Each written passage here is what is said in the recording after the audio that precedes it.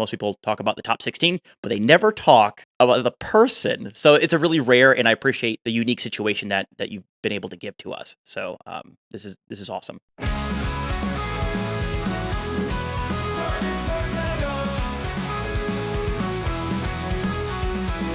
Logan, right? You are a Glarb player. You just won Snowy Summit 2. It was a 5K that happened this last weekend.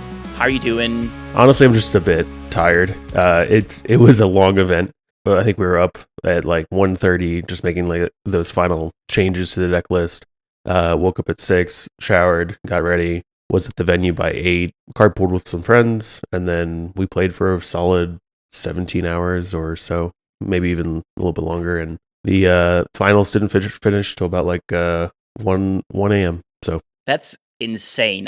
I'm a grinder myself, but 17 hours. How do you keep mentally engaged the entire time and not punt every game after a certain period of time? Well, I kind of made the gamble that my deck would be a bit more late game focused and a bit more, I don't really need to do anything until I do something, and I don't really run any combos or anything that would make me start thinking about like, well, what line do I go for next and stuff like that. So if you look at the deck list, that's really not what the deck is trying to do. I think it paid off because when I was in top 16, I felt like I had a little bit more energy than I normally do, where I'm like, okay, I can now start to look at these decisions I'm making and make sure I'm making the right ones. So I think that kind of paid off. That's really cool. It's really great insight because that's a lot of rounds. How many rounds was Swiss for you? 5 rounds of Swiss. Okay, so pretty standard tournament size. So to the audience, who are you? How long have you been playing Magic, and what got you into CDH? I am a Denver local.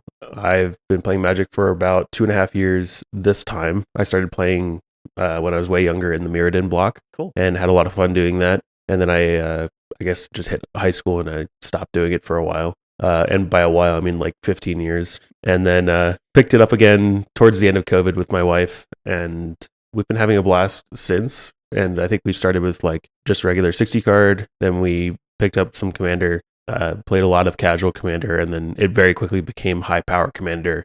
And then it became, well, if we're just playing this high power, why not just play competitive? I think that's kind of the natural progression for most people. We started playing competitive and really haven't stopped or really looked back.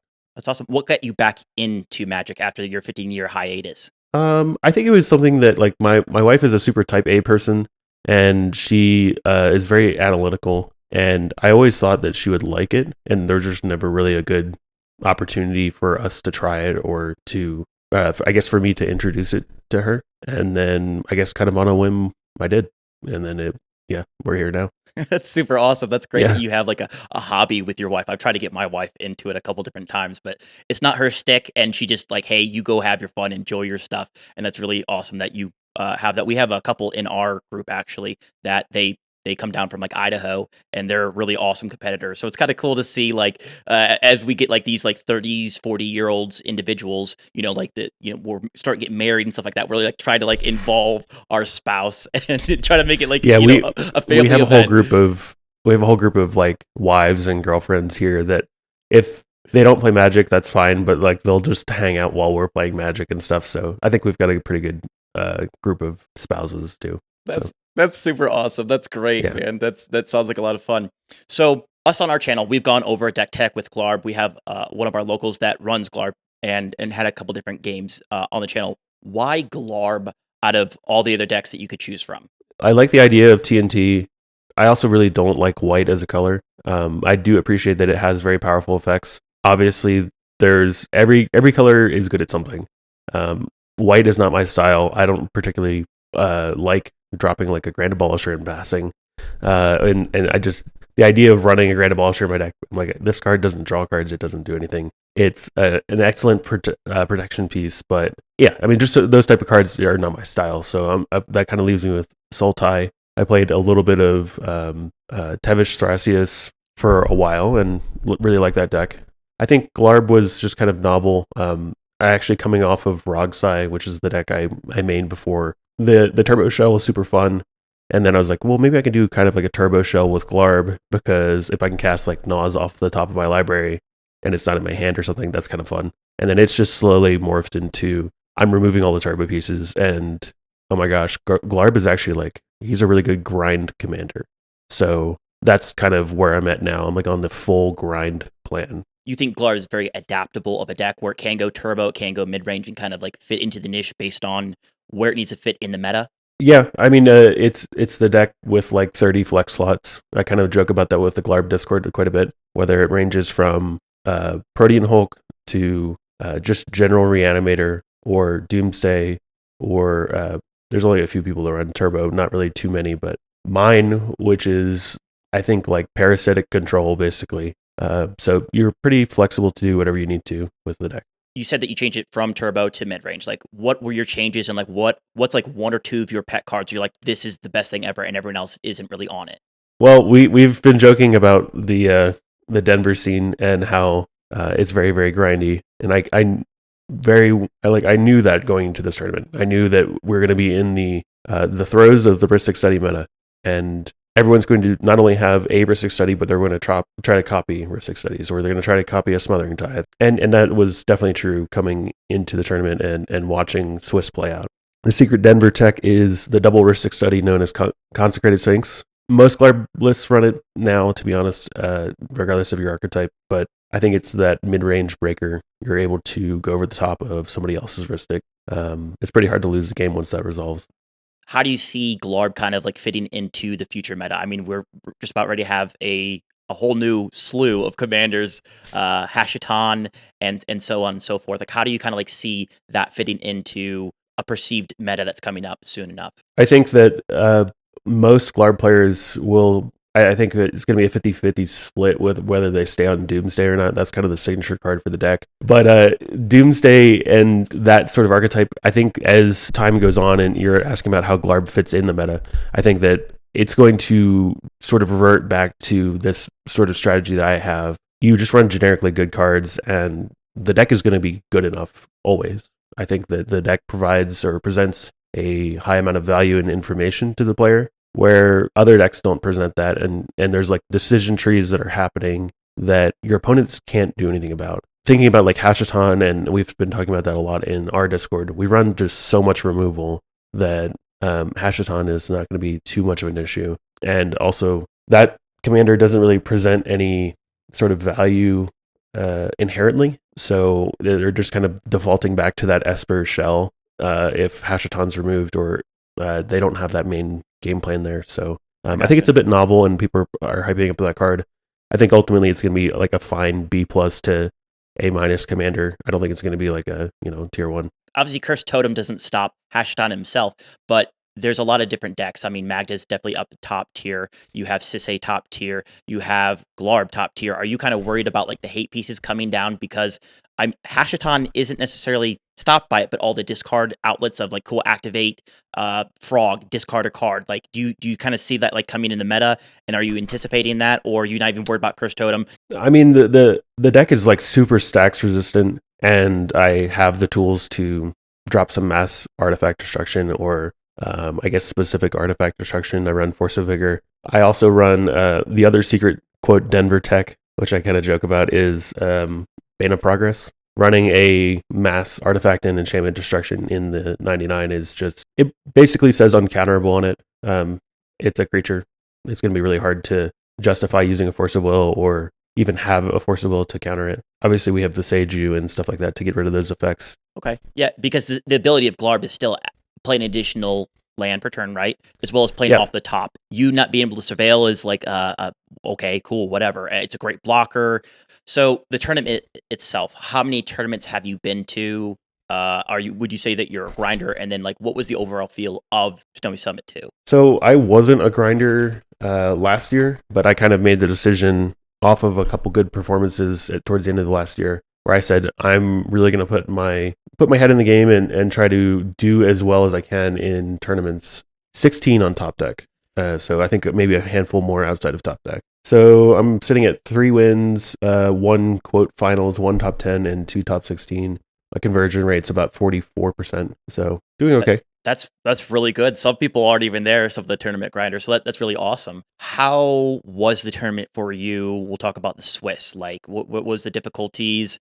Were you in, the winners bracket the entire time, or did you have to kind of come from like the bottom amount and work your way up? Yeah, so I kind of alluded to this earlier. The deck is largely built to grind out these longer games, and it's a kind of a crapshoot in Swiss whether those games are going to happen or not in that manner, because someone can just go underneath you on turn 2 or turn 3, and Glarb and most mid-range decks have trouble with that. So you might have to waste resources early to stop someone from winning, and then you're kind of like, well, now I'm in this hole of I don't have any resources if someone goes for it next. I was very wary of that going into Swiss, thinking like, who knows what turbo deck I'm going to go against. Maybe I'm going to go against a Crick or something, and I just don't have the answers for it, right? So I think it was like a bit of a gamble building this deck to play for the late game and play for untimed rounds. That's really what the deck wants to be in.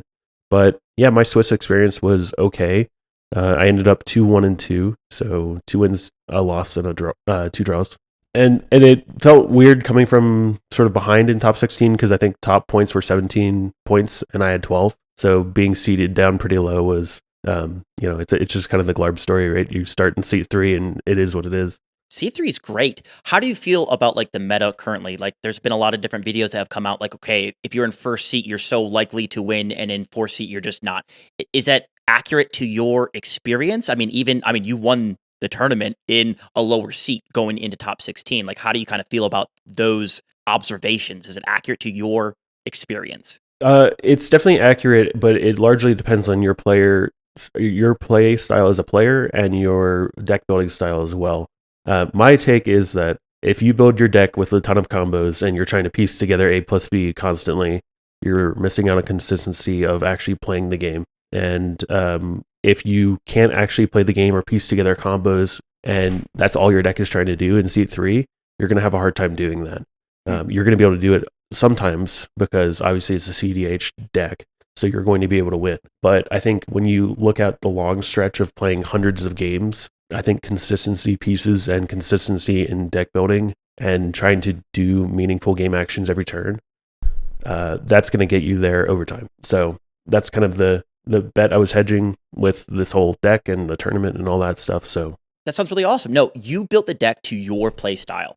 And at Turning Point Meta, like, we really want to encourage people to play what feels good to them. If you go in there and you play TNK all day long and it's not your play style, are you going to do as well as playing something that really benefits you? And sometimes checking out different decks is really, really important for that. You know what I mean? So it makes complete sense. And also, you said, cool, I know how to build to my meta or the meta that I expect. Cool, this deck's out, that deck's out. It's the new rave. How can I play towards what I expect the meta to do? And that's very like 60 card grinder mentality. And that's definitely where it is, where it's not like, cool, just play the best deck and you win all the time. It's like, actually, there's a lot more nuance to it. So I really appreciate that insight to like, you're a winner of the largest event so far. Largest event that Glarb had won. Yeah. And so yeah, it's been doing well. I think 2 months ago we started looking in our channel and we're like, something's up. Why are people not looking at it? And it's been doing pretty well overall. So I'm really glad that you saw that. How long have you been playing Glarb for? So looking back at my top deck history, the first week I picked it up was January, like the first week of January, and we have a locals tournament every Saturday. There's local grinders there too. I mean, it's not just like random players. I mean, there's good players that play there. And I got 5th in that out of 33. And overall, I thought that was like a good showing. I felt pretty good about the deck. And then I really heavily started modifying it. The week after was the 18th of January, and I came in first at locals.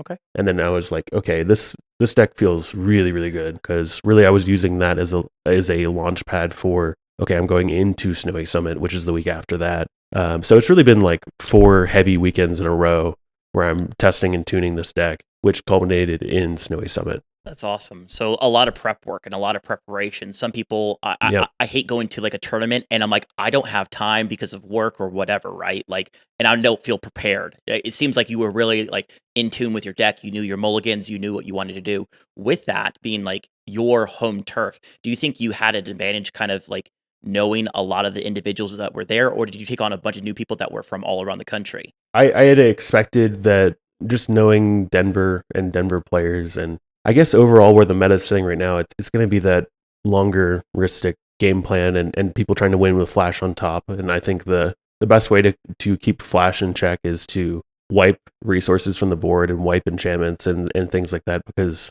you can't keep pseudo storming off if you don't have cards in hand, or if you don't have mana rocks to tap. At one point during the tournament, I had cast a Bane of Progress and it resolved, and I looked to my left and the TNT player has a single land and a emergence zone. And I go, okay, well, cool, that Flash problem that I was concerned about is handled, because they don't have any dorks. Bane of Progress seems really interesting because people don't want to play green. It's the least played color currently. I know there's a couple decks that are up there that are playing it that are good, but based on statistics, green is still the least amount of played. It's quite interesting that, like, I'm a Kingdom player, so like playing like Culling Ritual, I can tell you how many times people have like wiped me, and I'm like, cool, I can't do anything anymore. Yeah. You know, Yep. so it seems like it's the same thing, but it's like a one-sided board wipe where you don't run as many artifacts, you're running more dorks and things of that nature. And it seems really like a real like control deck that you're really playing, because you're running board wipes for resources, not just straight up board wipes. That's Right. awesome. I'm targeting specifically card draw and mana resources from my opponents, while trying to leverage my deck's ability to play multiple lands off the top of the library, which just really increases the chance that I get lands or multiple lands.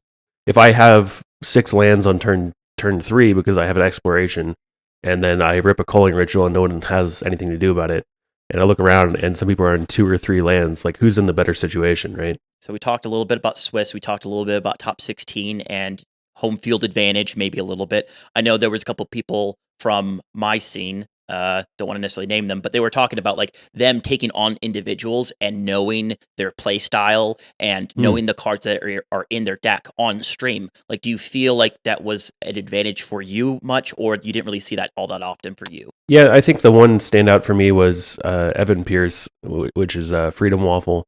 And I had listened to a podcast with him and Max P, and they were talking about the Ristic meta, and that kind of led me to running cards like Reverent Silence, which is a universal enchantment wipe, also Bane of Progress, which I keep mentioning, because I'm thinking to myself, I can copy these Ristics, I can copy Smothering Tithe if I need to, but my deck is not as good at utilizing those resources that I draw.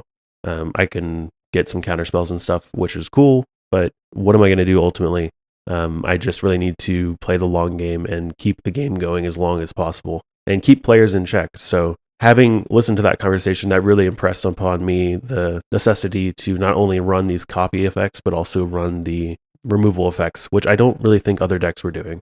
I don't think they are. It's definitely running some of my gears. Like, what could I run to kind of one-sided board wipe? And maybe there's other decks out there, and it just really raises some of the ideas for me, and hopefully for some of the people listening in. So top 16, we got there kind of bottom of the bracket. How was your first, round in top 16? How did that go? How did you feel about it? Top 16 was super interesting. I was against a player I really did not want to play against, because he's part of our local group, Critical EDH. So I was hoping to see him in the top 4, but I definitely thought I was going to lose this game, because we have Blue Farm starting seat 1. Seat 2 was TNT. Seat 3 was me. And then seat 4 was Magda. It was definitely Blue Farm's game to lose. Okay. I had learned after the game that he had started with FASA Deconsult in his opening leg 6. Okay. So, that was not super, like, I was on the back foot all game. I think I had opened with a really good turn 1 opening. It was some combination of 3 mana rocks and a land and Sylvan Library on turn 1. So I was like feeling good. And then, it comes around. I'm just starting the grind plan of card selection with Sylvan Library, playing Glarb on turn 2, and just sitting there and trying to find something that helps me deal with whatever situation I'm presented with. Magda is representing a activation at kind of whenever they want to. In front of their face, I resolve a Consecrated Sphinx off the top of my library. I was like, look, I know you can get Portal to Phyrexia, but I think we have other problems to deal with right now. And all I'm trying to do is deal with those problems. So I said, before you even say anything else, here's my hand. And I just like hand over my hand. And I said, I'm willing to keep showing you my hand because you know how my deck wins. I only win through Thassa and Taint Impact or Deconsult. I said, I don't have either of those cards. I don't have a way to get those cards. And it's going to be very transparent when I am able to do it. And you can get Torpor Orb or whatever. So anyway, there's like a whole turn cycle about like, do I get Portal or do I not? I think TNT had a Dranith and was playing largely on-board control. They had a Dranith and they had a OBM, and the OBM was just pinging down Magda's resources. And that's the thing, like having the confidence to play a Sphinx with an OBM on the field and then resolve it correctly and just say, look, you can target Glarb with 4 triggers if you want, but like what is that gonna give you as far as advantage? There's Magda right there. I see he has 4 treasures. Like what do you like why would you ever target my stuff? There's no world in which way, that's the right thing to do. Correct. And like saying the truth and saying something like that out loud is the best form of politicking because 1, you make sense. 2, it's very hard to just argue against it because you make sense. And 3, other people at the table are going to agree with you. It was a well-played game by all of the players at the game, in the pod. There was really no mistakes. It was very above board. And the thing was, we just constantly had problems that we had to, we all saw the problems coming from whichever player it was. So we were all working in different ways to stop them. There was one point where Magda was actually forcing an activation, and the TNK player, my friend Eric, said, "What are you getting?" And which to me is representing that he has an opposition agent or something to stop. And Magda goes, "Well, I think I'm going to get like Roaming Throne so I can get another activation." And he's like, "Okay, but like, what would you get on that other activation?" Sure. He goes, "Well, something to help out, right?" And he's like, No, you don't understand. Like, you have an activation right now, so you could get whatever you need to help out right now.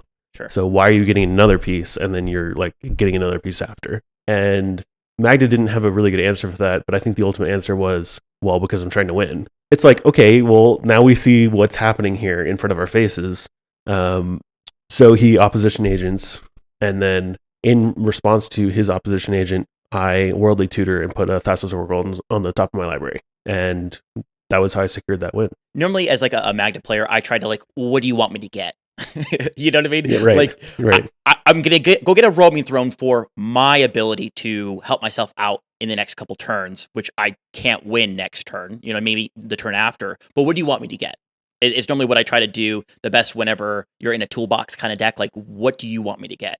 What are you going to allow me to get, kind of thing? Because in that kind of situation, he's able to hold that and then flash that in whenever you're going for your own win. So there's always so much that's going on and different ways to play a game. It's absolutely insane. It's super cool that you're able to acknowledge that you guys were like working together. And that's one thing that I really like. It's like everyone coming together to make a puzzle piece. You know what I mean? Like there's 1,000 pieces and everyone's just sitting there, on Christmas Day, kind of putting all the pieces together, trying to like work together to stop or to complete a task. And it's kind of cool where I really enjoy that in CEDH, that it definitely can be like that. Those games are absolutely the best when everyone comes together and says, we got to stop him. Oh, wait, now he's the threat. Now he's the threat. Now he's the threat. And being able to navigate that properly.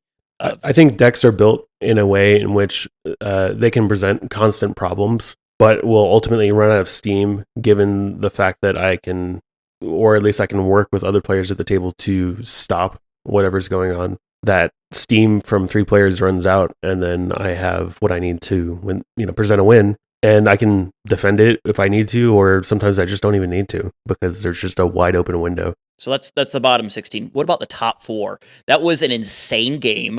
I mean, your clone ability like absolutely won you the game, but like how difficult was it to sit and watch the Narset just come in turn after turn after turn, not flipping the right stuff to just go infinite? Like that would have been difficult to watch. Just nope, missed again. Early on, I had 2 or 3 pieces of interaction. I think I had a Fierce Guardianship and a Mindbreak Trap in my hand. I think it was Fierce Guardianship, Mindbreak Trap, and Mental Misstep. And I'm being a very vocal advocate for sitting on Mental Misstep and not using it to counter Remora or even Esper Sentinel, things like that. Soul Ring. I think, yeah, like, or Mana Vault, like whatever. Don't waste your misstep on that stuff. Like, you're not stopping anyone. you're actually causing problems for yourself later in the game. So anyway, I'm sitting on those 3 cards, and I'm watching Narset flip over and over again. And I'm kind of pressuring the blue farm player as like, look, you have better tools to deal with this than I do. And I'm just kind of getting my stuff online. He knows how I play. I'm just like, I need to sit here and chill and accrue value, and then I can help out, or I can start to do something against Narset. The flips were horrendous, and that's no fault of Jacob, the Narset player, or his deck, or his deck's construction or anything. He had just legitimately flipped into nothing, and I think we're lucky for that. Yes. Especially with the turn 2 Narset. Yeah, I mean, what are you going to do? Yeah, there was definitely some interesting situations. I think on my Narset flip, I flipped a culling ritual and was able to cast that for free. Yep. Somehow, miraculously, I got that to resolve. I think that was a bit of politicking I had to do with Jason to be like, look, I need to send these other 2 back to the Stone Age. Otherwise, you and I are like cooked, because I think he had some sort of resources on the board that weren't going to be affected by it. And so anyway, that went through. And then I tried to tutor directly after, and which I was planning on getting a Consecrated Sphinx. Sure. And just playing it. And then I got stopped in the tutor saying, well, what are you getting? That conversation we just had. And I just said, I'm planning on getting a value piece and like probably passing. And they said, you cannot get Consecrated Sphinx. Oh, no. Because I will counter this. And I'm like, okay, well, you already know what I'm going for, because it's very clear that I have the mana to play it. Like, that's the best option I have. Okay. I said, okay, well, is the One Ring like acceptable? And they said yes. So I got the One Ring, cast the One Ring, resolved the One Ring. And then I tried to jam down a Mnemonic Betrayal from my hand down on the table. Sure. And they're like, no, you can't do this. This just wins. I'm like, yeah, well, okay, stop me then. The TNT player to my left had a Flusterstorm that he had openly talked about earlier, and was like, I can't Flusterstorm him because he just will pay with the Culling Ritual mana. And then we're in a really bad spot, because then he has all the counter spells from yards and stuff like that. So we fought over that a little bit. And then in response to another counter spell, I used a Demonic Consultation. At that point, I had Otawara Demonic Consultation. Okay. And I'm like, I don't have anything. I'm hoping that this Demonic Consultation eats a Flusterstorm, or baits out something in which I can, put another problem on the stack, basically. The TNT player was convinced that I was going to name Thassa's Oracle, which is not originally what I was going to name. I was going to name like Flusterstorm or something. Sure. And he's like, no. Tainted Pact is in his hand. If he has Tainted Pact in hand, we are so cooked if this happens. Because at that point, I could still pay for Flusterstorm with the Tainted Pact. Like, I still had enough. And he's like, we're just so unbelievably cooked if this resolves. And there was a lot of debate at the table about what is he naming? Because I don't name until I resolve the spell. Eventually, they let it go through. And so I said, okay, fine, I'll name Thassa's Oracle. I was like, this actually kind of makes sense. So I named Thassa's Oracle. I find it like 13 cards deep or something. Good. And put it in my hand. And then I go, okay, like Mnemonic Betrayal on the stack. And he looks at me and he goes, the TNT player goes, what were you doing? Like, what did you, I think he asked me this after. Like, anyway, it got countered. But he looks at me and he goes, what were you doing with the deconsult? I was like, oh, I was bluffing. Sure. And he's like, what? I was like, yeah, I was bluffing. And he goes, oh, okay. He's like, I've never really seen anyone just like blatantly bluff like that before. And I was like, it almost worked. And then the win was in the graveyard, though, right? For the new Mnemonic Betrayal as is. Oh yeah, there were plenty of pieces at that point, because I'd already wiped with Culling Ritual, and I had plenty of mana and protection spells and stuff to protect. And I think there were like 2 or 3 tutors. So you could bluff from your hand all day as long as that resolves. Yeah, I think the chances of them interacting with a Demonic Consultation at that point were low. But it was my only out at the moment, so I was like, I'm already this deep in the tank. This Demonic Consultation is not going to help me any future turns, whatever, regardless of whatever happens. Sure. Narset already made a deal to like not swing as well. We were in a bad spot. I put the table in a bad spot. That's part of what the deck does, is try to force these bad situations where even if the window is like not wide open, I'm having to make people make deals or try to use resources that they're not willing to use to stop me from doing whatever I'm doing. And that's kind of the point we were at. So anyway, ended up passing turn.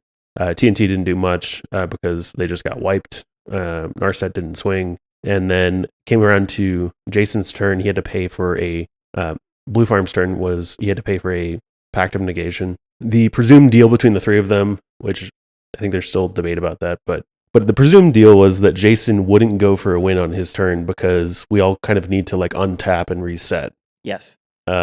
Which and I think that's like a fair assessment, but it was not verbally conveyed by the other two players to Jason. So then they started pressuring him to say, no, you can't go for it on your turn because you just win, and like we just wasted all these resources. We didn't do anything because under the presumption that like you're not going to go for it on your turn. Given that unfortunate kind of like social pressure, I didn't really have any input on it because when this deal was happening, it was my turn and I was going for it.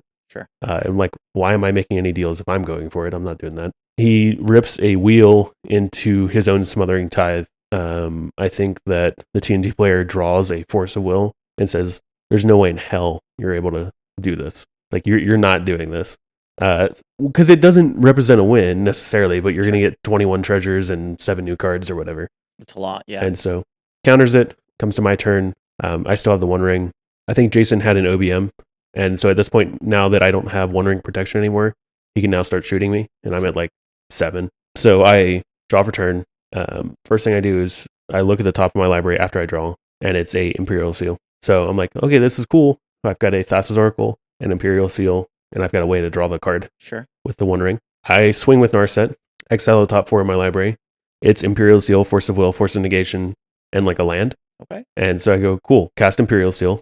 No responses. Put Tainted Pact on the top of my library. Tap the One Ring, draw a Tainted Pact, cast Thassa's Oracle, play the Tainted Pact, and I've got 2 pieces of interaction on board that's just too much. Okay. That was the finals game.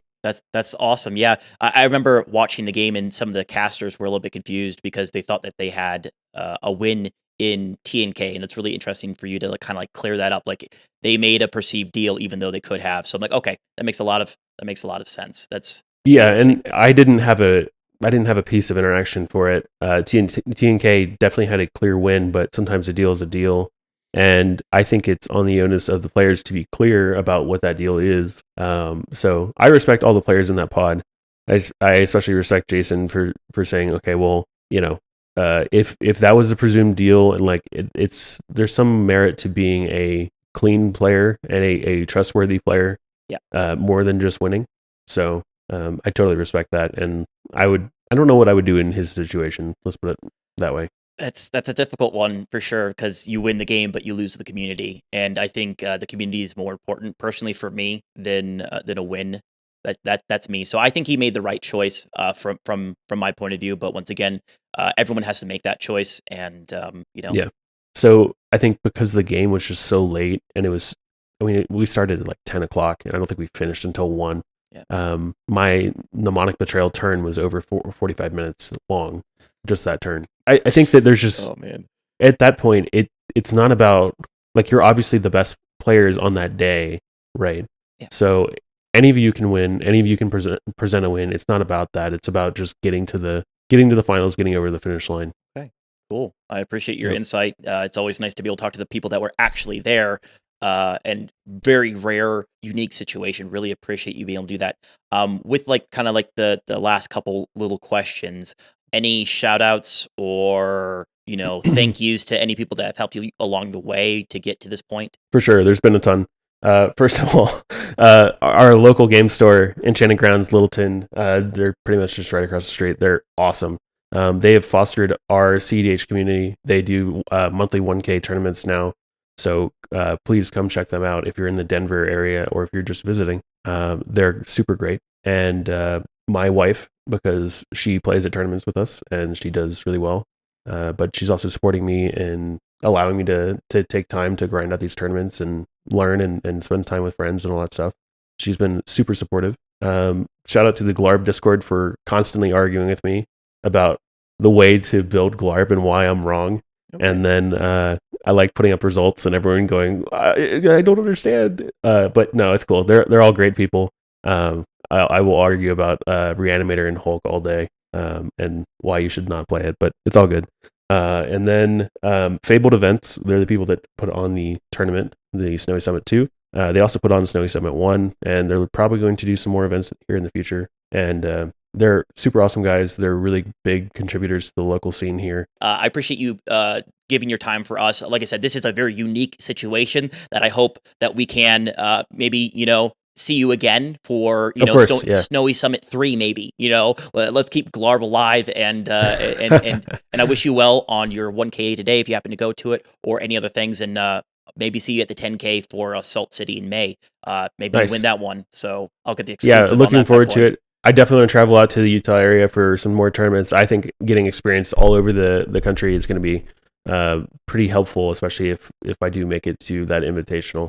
That's kind of the goal, right? But looking forward to playing with you guys, and it was very nice to meet you and Maddie and all that stuff. So cool. Thanks again. Absolutely.